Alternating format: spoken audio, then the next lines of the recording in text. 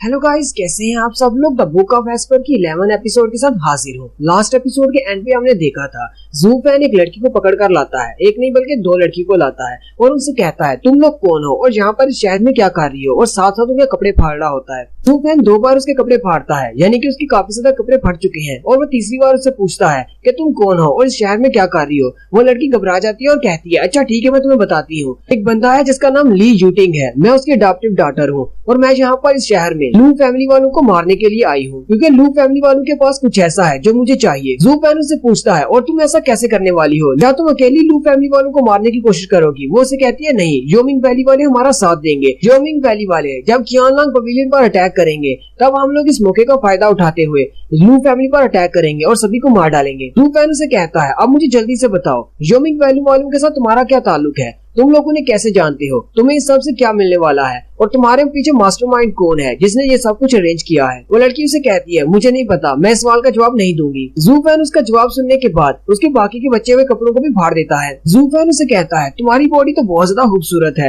तुम्हारे पास अपनी इज्जत बचाने का यही आखिरी मौका है, जल्दी से मुझे मेरे सवालों के जवाब दे दो, वरना मैं तुम्हारे बचे हुए कपड़े भी फाड़ दूंगा और फिर तुम किसी को भी अपना मुंह दिखाने के काबिल नहीं रहोगी। लेकिन अगर तुम फिर भी नहीं मानती तो फिर मैं तुम्हें बाहर जितने भी गार्ड्स हैं उन सबके हवाले कर दूंगा, वो तुम्हारे साथ क्या करेंगे ये तुम्हें अच्छी तरह से पता है। लड़की उसे चिल्लाकर गालियां देना शुरू कर देती है। ज़ूफेन कहता है तुम्हारी गालियां देने से मुझे कोई भी फर्क नहीं पड़ने वाला, जल्दी से मुझे बताओ जो मुझे सुनना है। मैं सिर्फ 3 तक गिनती करूंगा, और साथ ही वो अपना हाथ आगे की तरफ बढ़ाता है। ज़ूफेन का हाथ जैसे ही उसकी चेस्ट के करीब पहुंचता है वो लड़की अपनी आंखें बंद कर लेती है, लेकिन उसी वक्त जाओ कोई कहती है मैं बताती हूँ, और साथ ही वो लड़की रोना शुरू कर देती है और कहती है मैं तुम्हें सारी बात बताती हूँ, मेरी यंग मिस के साथ ऐसा मत करो, हमारा यूमिंग वैली के साथ कोई भी ताल्लुक नहीं है, ये सब कुछ तो मिस्टर जैंग ने किया है। ज़ूफेन कुई से पूछता है ये मिस्टर जैंग कौन है। यंग मिस जाओ कुई से कहती है इसे मत बताना कि मिस्टर जैंग कौन है, लेकिन ज़ूफेन जल्दी से अपने मैजिक को इस्तेमाल करते हुए उसका मुंह सील कर देता है। जाओ कुई रोते हुए कहती है उसका नाम जैंग मिंग है और वो हमारी यंग मिस का फियांसे भी है। एक दिन हमारे मास्टर के ऊपर लू जिनान जो कि हेड ऑफ लू फैमिली है उन्होंने अटैक किया, जिसकी वजह से उनकी बॉडी पैरालाइज हो गई है और वो कुछ भी बोल नहीं सकते।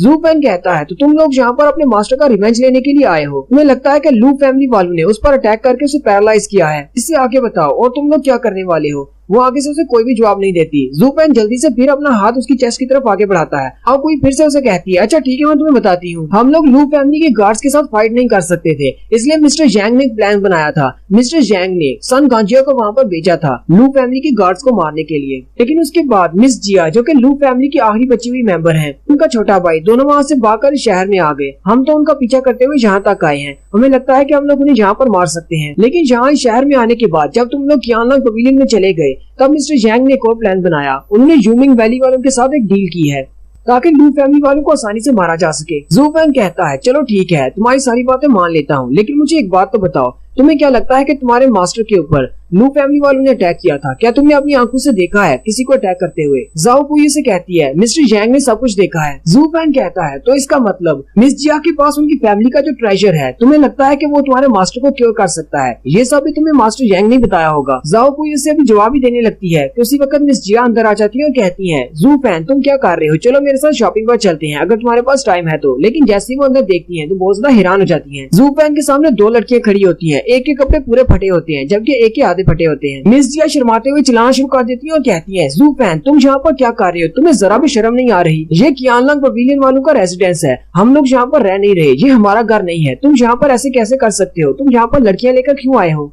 ज़ूफेन उसे कहता है मैंने ये सब कुछ लू फैमिली के लिए किया है। मिस जिया कहती है ये सब कुछ तुम लू फैमिली के लिए कर रहे हो। साथ ही मिस जिया चलाना शुरू कर देती है और कहती है तुम्हारी हिम्मत कैसे हुई ऐसा कुछ कहने की, लू फैमिली वालों ने कब तुमसे कहा था कि 2 लड़की को लेकर रूम में आ जाओ और उनके साथ तुम क्या कर रहे हो, तुमने उनके आधे कपड़े फाड़ दिए हैं, अगर मैं यहाँ पर टाइम पर नहीं आती तो पता नहीं तुम उनके साथ क्या कर रहे होते। तुमने तो कहा था कि तुम यहाँ पर स्ट्रॉन्ग बनना चाहते हो और तुम हमारी फैमिली को एक दिन 7 एम्पायर फैमिली से भी स्ट्रॉन्ग बना दोगे, लेकिन तुम यहाँ पर लड़कियों के साथ अयाशी कर रहे हो। जबकि ज़ूफेन सोच रहा होता है मिस जिया तो हमेशा बहुत ही शांत रहती है, आज इसे पता नहीं अचानक क्या हो गया है, ये इतनी छोटी सी बात इतना ज्यादा शोर क्यों मचा रही है। ज़ूफेन उसे कहता है अगर मिस जिया को इस बारे में पता चल जाए कि ये लड़कियां कौन हैं, तो मिस जिया शोर नहीं मचाएंगी। ये दोनों लड़कियां माउंटेन ऑफ ब्लैक विंड से हैं। मैं इन दोनों को यहाँ पर इंटेरोगेशन के लिए लेकर आया हूँ। मुझे पता है कि ये दोनों लड़कियां हैं, लेकिन लड़कियों के खिलाफ इंटेरोगेशन का ये तरीका बहुत ज्यादा कारआमद है। मिस जिया जैसे ही सुनती है कि ये दोनों ब्लैक विंड माउंटेन से हैं, वो बहुत ज्यादा गुस्सा हो जाती हैं और जल्दी से अटैक करने के लिए आगे बढ़ती हैं और उनसे कहती हैं तुम लोगों ने मेरे फादर को मारा है, मैं तुम लोगों को नहीं छोड़ूंगी। लेकिन ज़ूफेन उसका हाथ पकड़ लेता और कहता है शांत हो जाओ, मुझे लगता है कि तुम दोनों में बहुत ही बड़ी गलतफहमी है। तुम दोनों ही फैमिलीज को लगता है कि तुम दोनों एक दूसरे के दुश्मन हो, हालांकि ऐसी बात नहीं है। हो सकता है